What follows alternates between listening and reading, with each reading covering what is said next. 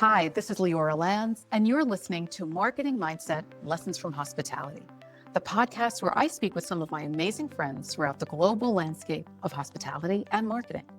We will share best practices that you can use in your business, whether it's in traditional hospitality or not, whether you are an emerging leader in the industry, or seasoned and wanting to stay fresh and always learning.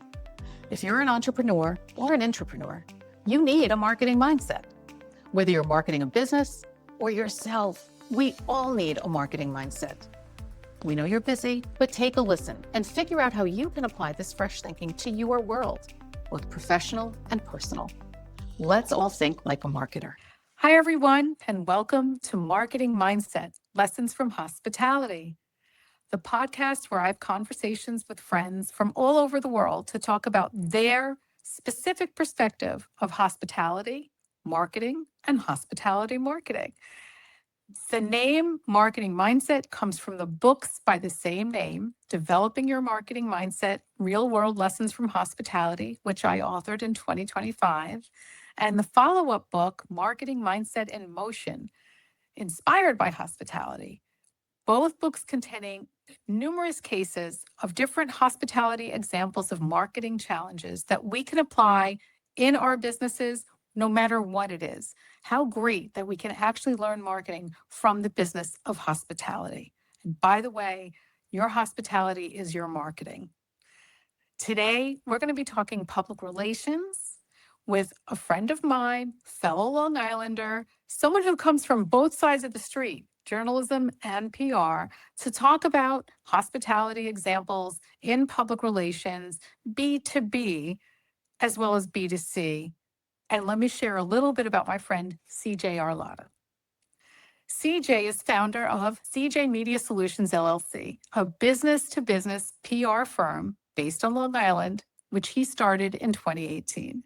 Since then, CJ and his team have been providing media relations, content writing, ghost writing, executive thought leadership, crisis communication services for hospitality and tech companies. This is interesting too. He's also hosted and produced several podcasts himself. He continues to moderate panels and speak at industry-leading conferences and trade shows. He was a journalist for most of his career, so this is going to be really fun for us to hear the juxtaposition between journalism and public relations. He's covered various industries in his role as a journalist, including hospitality, which is how he and I met many moons ago. He's also covered healthcare, politics, government, and of course, technology. He has written for Forbes, the Saturday Evening Post, Channel E2E, Hotel Business Magazine, the VAR Guy, the VAR Guy, Long Island Press, Edible, the Fiscal Times, Long Island Pulse, and so much more. Prior to his period as a journalist, CJ worked as a communications specialist on political campaigns and for government officials in New York State. Don't stay too diplomatic and political for this conversation, CJ. It is my pleasure to bring in CJ Arlotta to talk about public relations and hospitality. Hi, CJ. How you doing, Leora? Thanks for having Hi. me. Appreciate it. Thank you for taking the time to have this conversation with us. I really appreciate it. We met a long time ago. You were in hotel business a long time ago, and It's been fun to see our worlds intersect over time, over and over again, which is the joy of this industry and the joy of what we do. So thank you for sharing some of these experiences that we're going to talk about momentarily. You've always been in communications, whether it's for government, for politics. We talked about all these fields on the journalism side and now the PR side. Talk to us a little bit about your perspectives as a journalist and a PR person. How does having experience in one role help with the other role? Not a lot of PR folks come from journalism. A lot of journalists think they are journalists. There are civilian journalists. There's influencers. Yeah. The whole world of journalism is really kind of imploded. So would love your thoughts on that.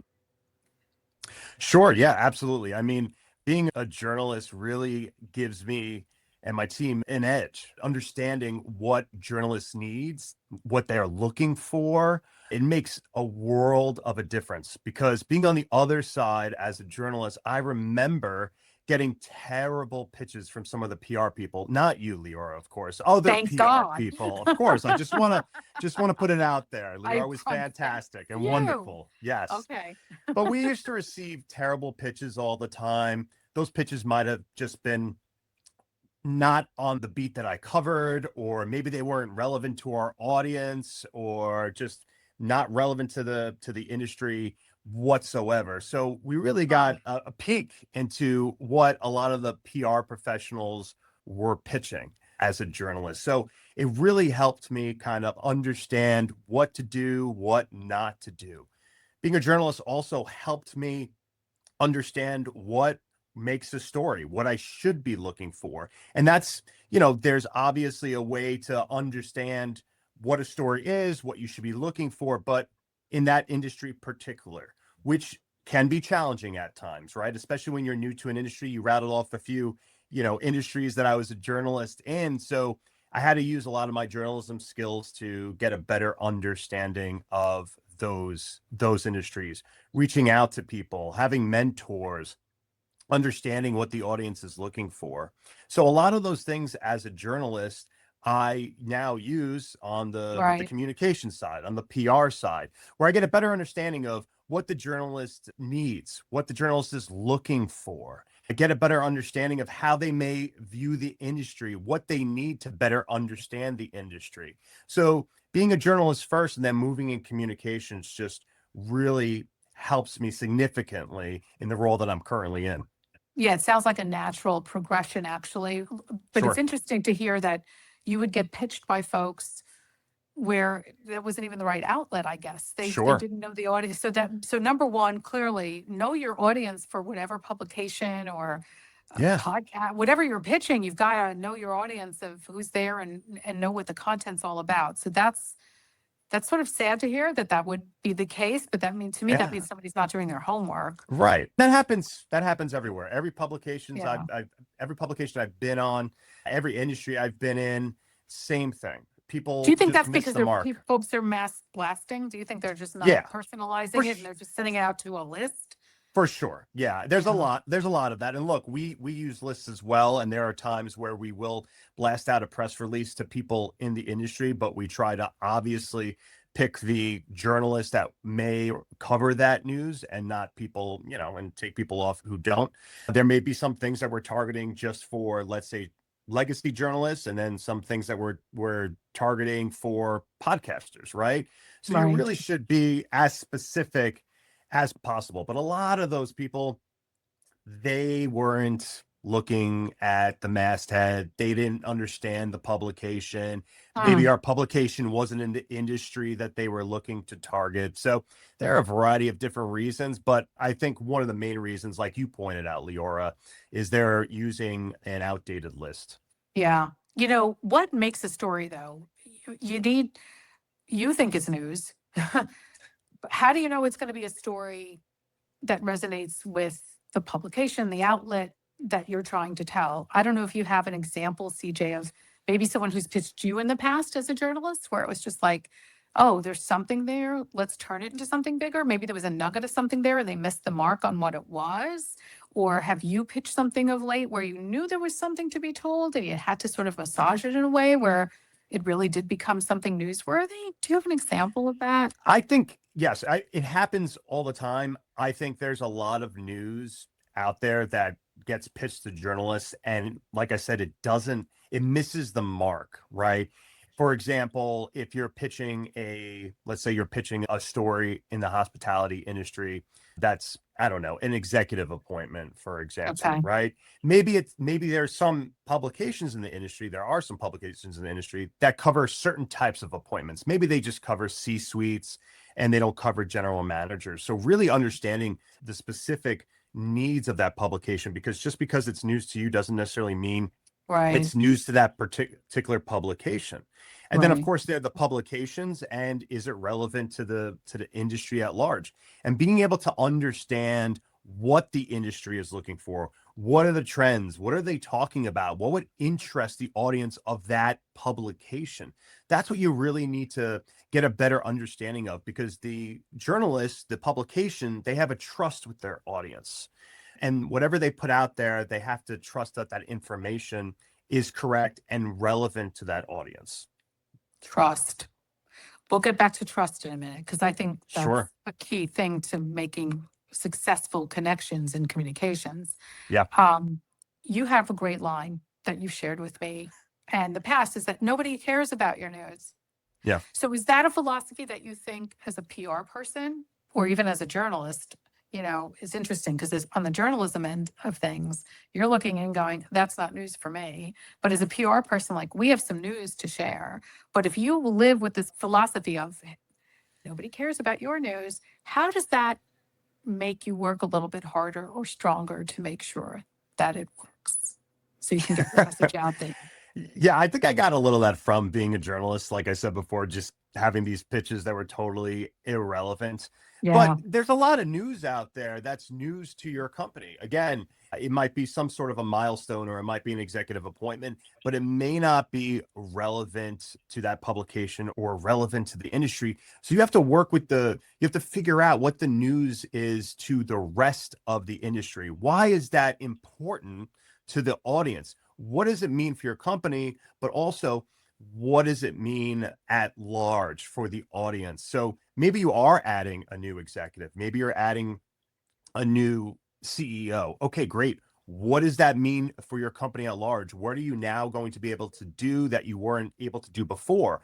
What are you focusing on now that may make you a better operator in the space, for example, that will appeal to owners out there? So really trying to figure out that connection, why people should care. Obviously, right. first, the journalist, you got to get them to care.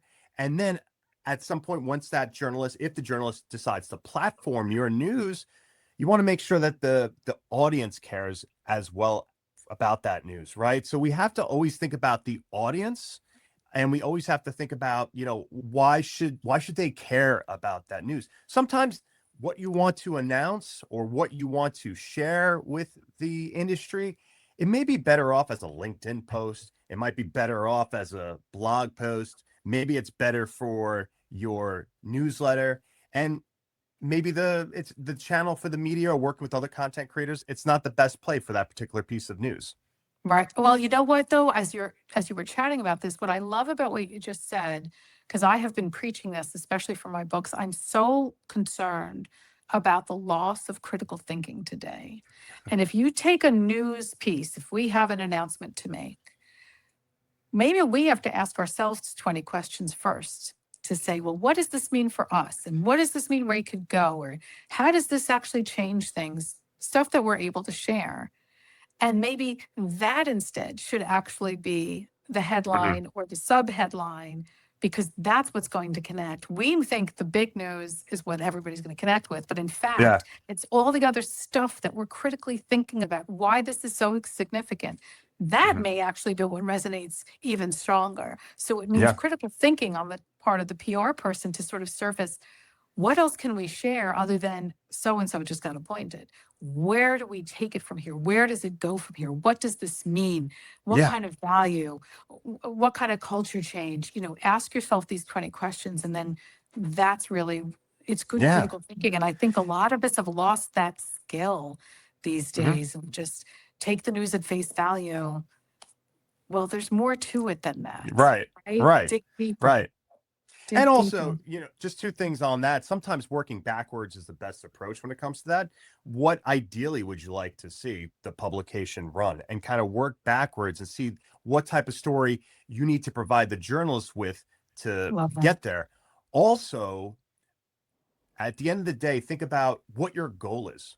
Why are you sending this out there? I think that's so important. And, sometimes, I'm guilty of this too, where you need to just think like, why are we sending out this press release to the media? Well, what's the purpose of sending it out? Maybe it's like, again, like I said before, maybe it's better through a newsletter or putting on your website or whatnot. There has to be a goal in mind when you're sending that press release out or you're sending that pitch to the journalist. Okay. Let's talk about trends today, if you don't mind. What are you finding today because you're in the B2B space in hospitality and you're also Yeah. doing tech. Yeah. Are there any similarities in marketing and connecting and communicating hospitality and tech? Or are they two very different spheres for you and you operate very distinctly? How does that work for you? Yeah, it varies. Obviously, if we're talking about trends, I hate bringing it up, but there's obviously a lot of talk about AI, I right? figured this was okay. And we'll talk about that in a second too, because how can we Sure. not? How can we Yeah, not? so on both sides of the industry in different ways, I think what's important when it comes to that is, again, like, what's your goal with this when it comes to AI, and make sure you're not using it as a buzzword just to kind of get into the conversation. Are you actually using AI? Is there an actual real story there? Because people at the end of the day who know about AI are going to know whether this is newsworthy or not. Maybe you're just trying to get on the bandwagon. I went to high tech recently, and of course, almost every vendor out there had AI at their booth, Something. right? Right. Yeah, Right. set, right? So maybe a lot of people are trying to, dive into that. Maybe they're trying to, ride the wave of that trend, but it's important for you. Again, it goes back to that trust and reputation that, you're actually, if you're say you're doing something with AI, you're actually doing something with AI.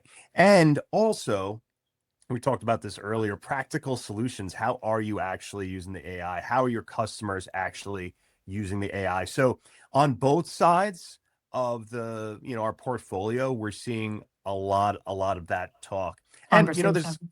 yes. And you know what? At the end of the day, there's a lot of unknowns as well. I think a lot of people are obviously, we're all kind of learning where this is Yeah. going. So that's probably the biggest trend between the two. If we were to pick something, I would also say, as a PR professional, on the AI side, Okay. it obviously, it makes our job a lot easier in certain ways, and it does level the playing field a lot in certain ways. So But tell what's me that? how. So what do you mean by So that, actually? so it levels the playing field in a way where, if we're talking about, writing press releases, or we're talking about talking points or writing briefings, people who were unable to do that before, they get maybe a better sense of how to write them, what should include them. They're able to do them a little faster. They may not be as great as a press release that maybe I put together or you put together, but they're getting to a point where they're looking, pretty good. You need to have all those elements in there and whatnot in that press release, of course. So obviously, a human needs to oversee it and ensure it includes everything that's necessary to get that picked up. That being said, if you're a PR professional in your industry, you should be creating relationships and Yes. strengthening relationships with people in your industry and nurturing them. I mean, you should have been doing this all along, but now Right. it's more important than ever before that you have those relationships, because now those press releases, more and more people are going to be trying to send out those press releases to these journalists. So now journalists are going to be even more inundated with press releases. And a lot of them, again, will probably miss the mark, and they're going to have to sift through, and they're going to be looking for people they know. Now, just because I have a relationship with somebody at hotel business or hotel management doesn't mean they'll cover the story. We still need to have Right. that aspect of it, right?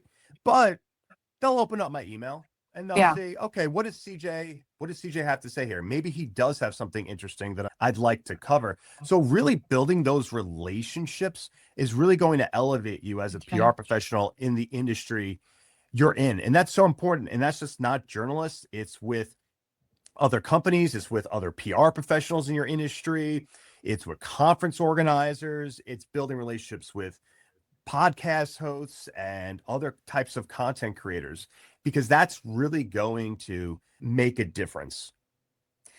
All right. Gosh, is there a lot to unpack there? So let me talk about a couple of things with you. Wow. Yeah. Because the word trust, I've been hearing of late in various scenarios in the news, while young people are definitely using these large language models, the chats, the Claudes, there's a lot of mistrust, because we were using the word trust for a few things today. Sure. There's a lot of young people who don't want to hear the word AI because it's taken their Mhm. jobs away from them. So Yeah. did you hear at high tech? I know the hospitality industry, we're doing this with AI, we're doing that with AI. So everyone seems to be forward thinking with AI. And yet there's some folks that have when they hear the two initials, it just makes them cringe because there's a fear Yeah. of talent replacement. How do we ensure that when we tell that AI story, that it has to do with an operational efficiency and not something where young talent is actually feeling jeopardized or detrimental? There's some, there's a lot going on with the word AI, with the letters Yeah. AI now. Sure. So Yeah. what did you hear in high tech? I mean, my imagination is we're doing AI, we're doing AI. Was there anybody who was cautious with it? Was there anybody who was feeling like we're treading lightly on this? I think a lot of leaders are trying to be cautious with it, and they're trying to promote the human element as well, that human oversight.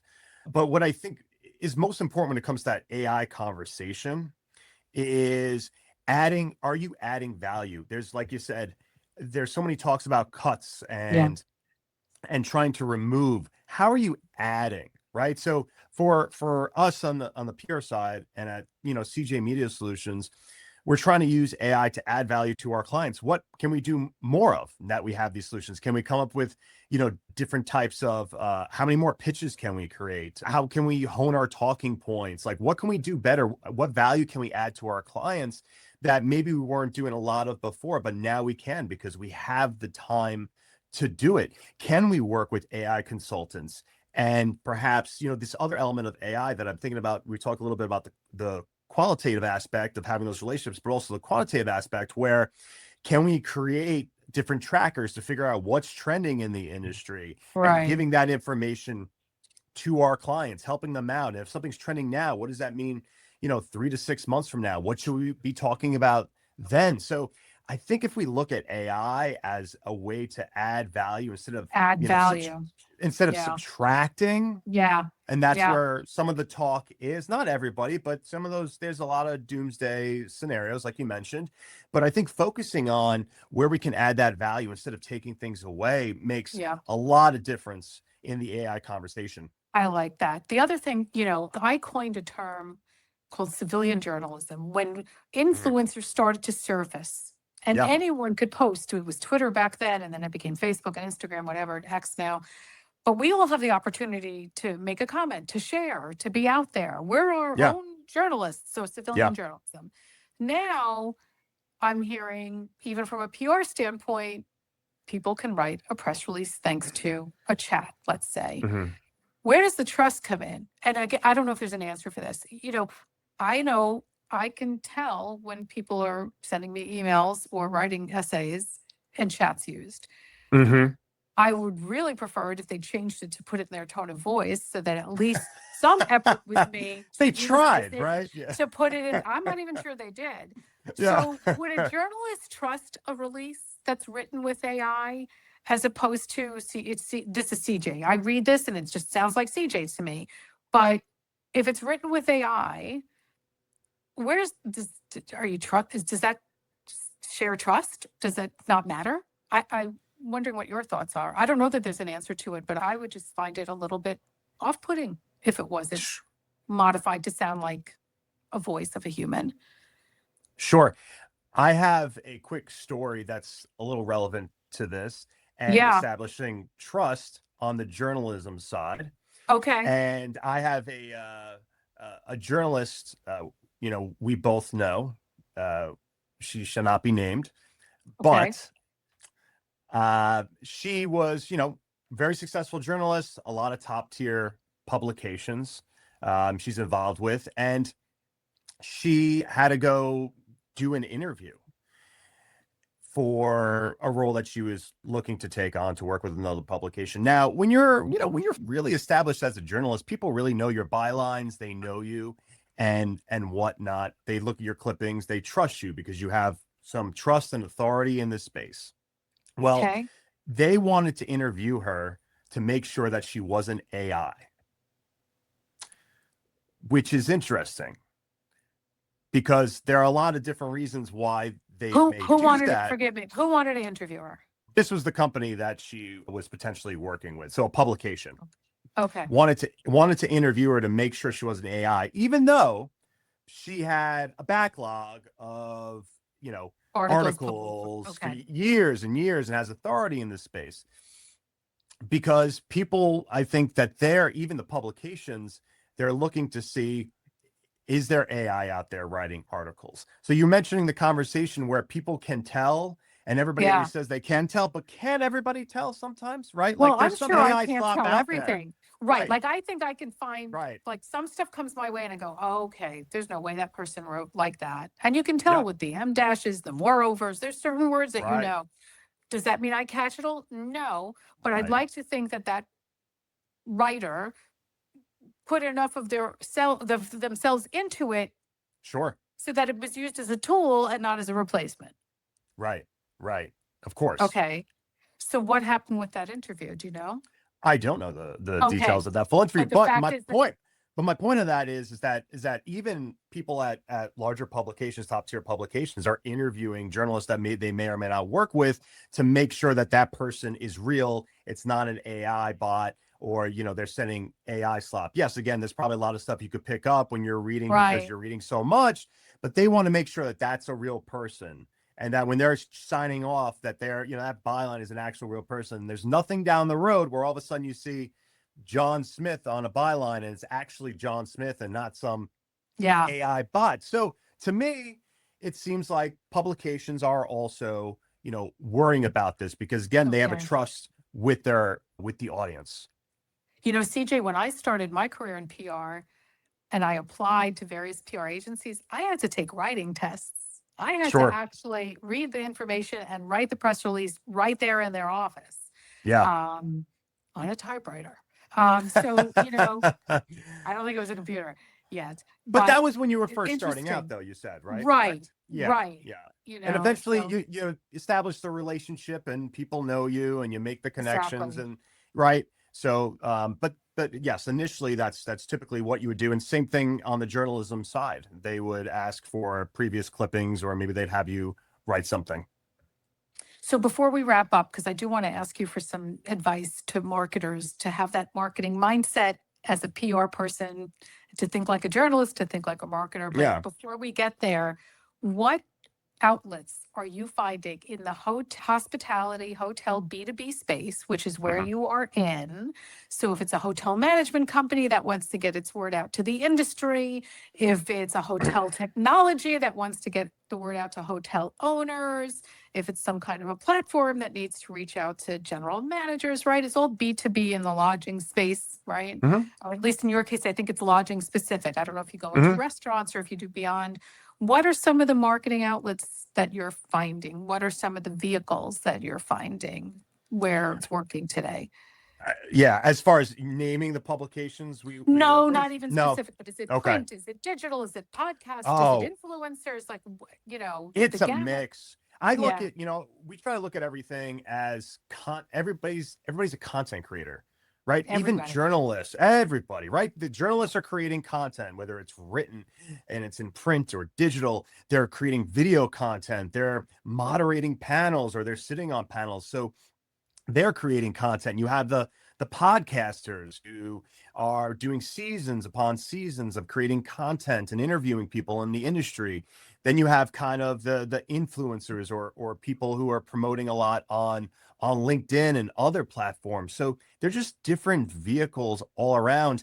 And I always, tell our clients that, there used to be a conversation always with audience size, right? Well, this podcast host, what's the audience size? And sometimes that's a good conversation to have, depending on the executive, is asked to being interviewed, right? Because his time could be limited.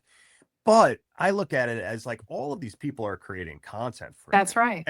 Right. And oftentimes they're doing it for free, right? They're not charging you for it. Some do, right? There are a lot of content creators out there who are really great and that's their model. They charge, they don't do it for free.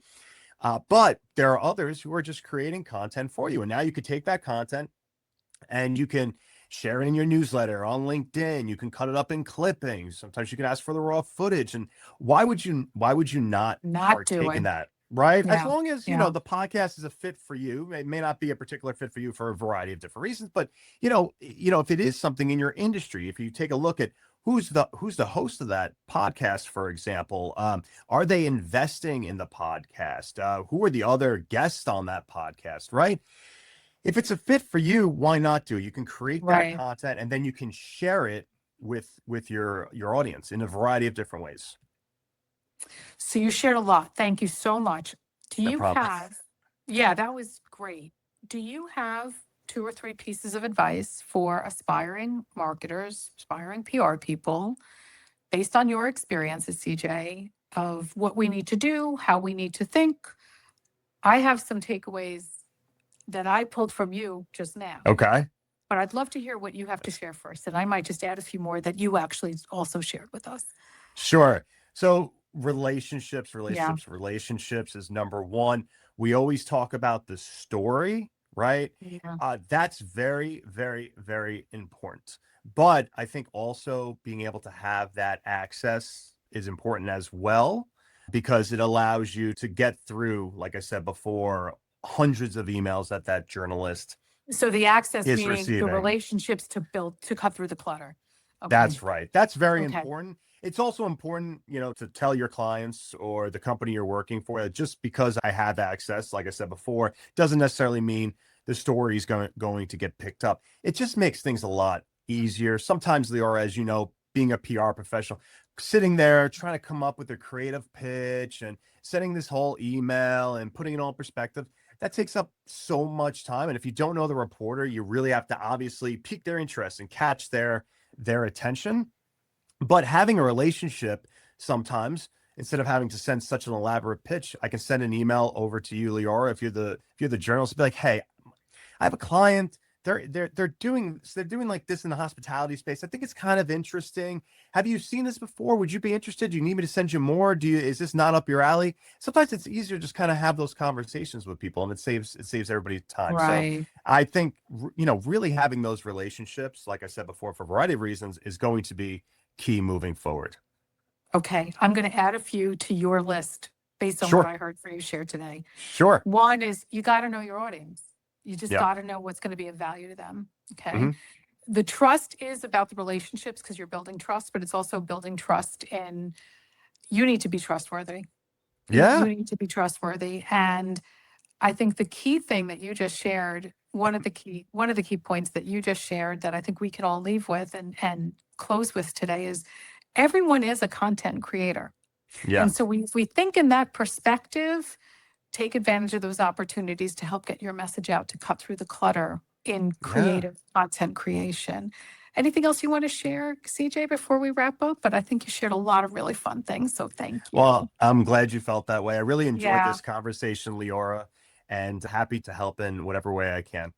Awesome. And thank you for championing my marketing mindset books the way you have. Sure. And you were at my book launch on Long Island, which I'm so Yes. thrilled It's about. That was a fantastic. big deal. Thank Packed you. room. Yes. Yeah, it was great. It was wonderful. And I know I'm going to see you very soon. And Yes. so thank you for joining us today. I appreciate it. Appreciate it. Thanks for having me.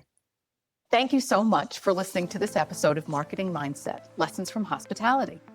Marketing Mindset is a production of Think Tank Media and the Hospitality Nexus, the global platform for hospitality education, with resources such as podcasts, articles, and video tutorials.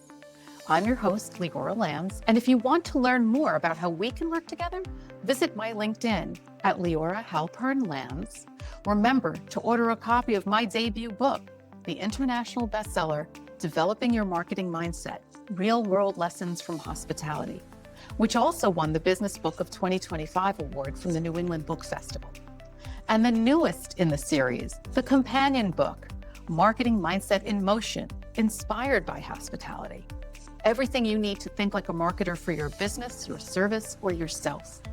Connect with meaning through wellness, sustainability, and community to market with meaning and remember the hospitality. Until next time.